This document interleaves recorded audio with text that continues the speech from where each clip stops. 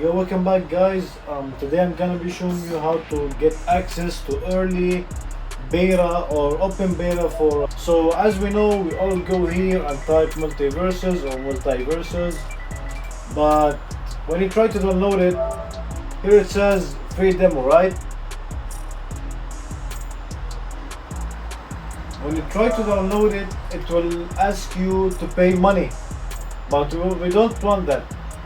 If you want to know how to claim, get your code and every stuff like that, check out the cards, alright? So after you watch the video, come back here and go down to redeem codes and then type in your code. Mine is that.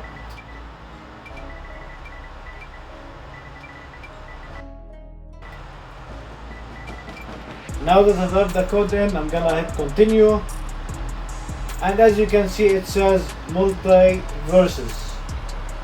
The code for one item. Do you want to redeem it? Yes, I do want to redeem it. Now, after you got the license, wait a second. I'm gonna hit continue. You're gonna hit download. It takes 4.2 gigabytes. Download.